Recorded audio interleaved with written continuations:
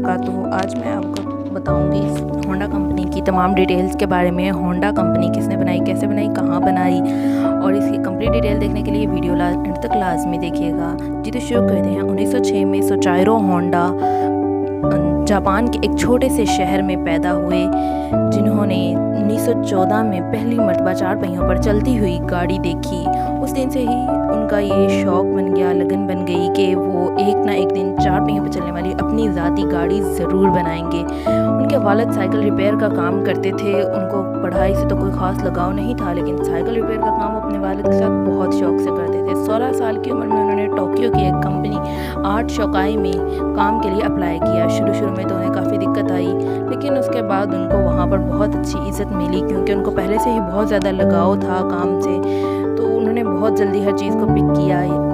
तो इस वजह से आर्ट डिमलर और कर्टस 1924 में ये 2 गाड़ियाँ बनाई, स्पोर्ट्स कार्स आर्ट शोकाई ने, जिन्होंने जापानीज़ मोटर कार चैम्पियनशिप में फर्स्ट पोजीशन हासिल की 1924 में। उसके बाद 1928 में एक न्यू ब्रांच खोली गई आर्ट शोकाई की, जिसका मैनेजर डायरेक्टर सोचाइरो होंडा को बनाया गया। इस वक्त वो ब्रिलियंट मैकेनिक बन चुके थे, जिन्होंने एक इंसान से शुरू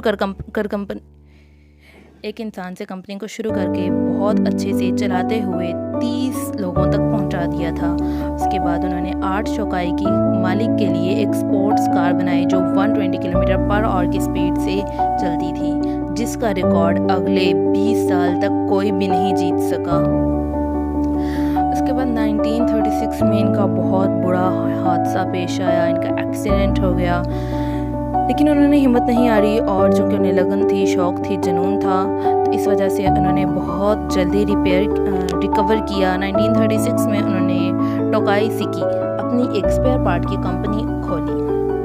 उनके पास इन्वेस्ट करने के लिए पैसे तो नहीं थे, इस वजह से उन्होंने अपने दोस्त को उसका मैनेजर बना दिया। और वो लगातार शिफ्टें लगाते, दिन में आर्ट शोकाई में शिफ्टें लगाते और रात में अपने काम के लिए मेहनत करते, अपनी कंपनी के लिए रात को नए इंजन डिज़ाइन करने की कोशिश करते, लेकिन अभी तक वो नाकाम थे, कोई भी उनका इंजन कामयाब नहीं हो सकता था। तो उन्होंने मेटलर्जी में चैम्पियनशिप हासिल करने के लिए, मेटलर्जी में कामयाबी हासिल करने के लिए, मेटलर्जी को अच्छे तरीके से पढ़ने के लिए 3 साल तक यूनिवर्सिटी में एडमिशन लिया। उसके बाद 1939 में आर्ट शोकाई की कंपनी छोड़ दी।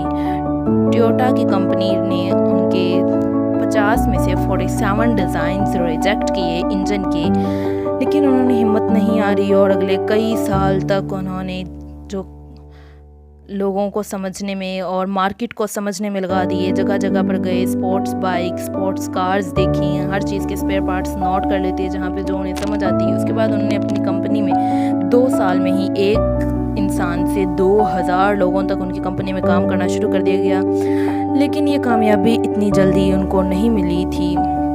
कुछ दिन की चांदनी थी, 4 दिन की चांदनी, फिर अंधेरी रात। तो 1941 में वर्ल्ड वार 2 के दरमियान बहुत ही बुरा हादसा पेश आया। मुल्क की हालात बहुत ज़्यादा बिगड़ने लगे, हत्ता कि 1944 में होंडा की तो बिल्कुल ऐसे जैसे ख्वाब ही टूट गए हों। एयर रेड के दरमियान उनके कंपनी पर, उनकी जो फैक्ट्री थी जहाँ पर बनाए जाते थे इंजन्स, वहाँ पर गिर गया एटम बॉम्ब। एटम बॉम्ब नहीं गिरा था, मतलब धमाका हो गया, वहाँ पर गिर गया। उसके बाद ख़त्म हो गई जंग, लेकिन पब्लिक ट्रांसपोर्ट का उस वक्त बहुत ज़्यादा मसला बन चुका था।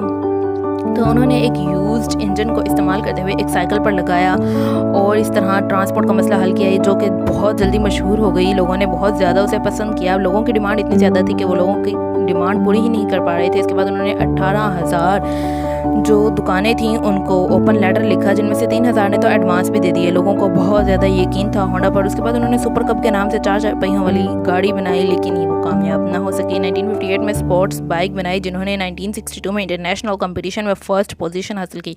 देन 1960 से 1968 तक 1 करोड़ यूनिट बिक चुके थे होंडा के। जी हाँ जनाब, 8 साल में 1 करोड़ यूनिट होंडा बाइक के बिक चुके थे। लेकिन अभी भी होंडा का ख्वाब अधूरा था। उसका ख्वाब तो 4 पहियों वाली गाड़ी बनाने का था, जो कि अभी तक पूरा नहीं हुआ था।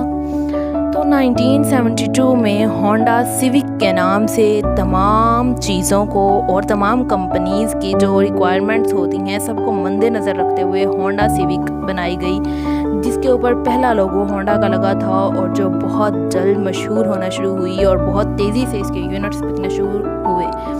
आफ्टर 10 ईयर्स 10 साल बाद वो दुनिया की सबसे बड़ी कंपनियों में शामिल हो गई, दुनिया की सबसे बड़ी 3 कंपनीज़ में वो शामिल हो गई। लेकिन 1972 में होंडा सिविक बनाने के बाद फ़ौरन ही 1 साल के बाद 1973 में सोचाइरो होंडा ने कंपनी से रिटायरमेंट ले ली जी। तो 5 अगस्त 1991 को उनकी ज़िंदगी का ये सफ़र इख्तिताम को पहुंचा।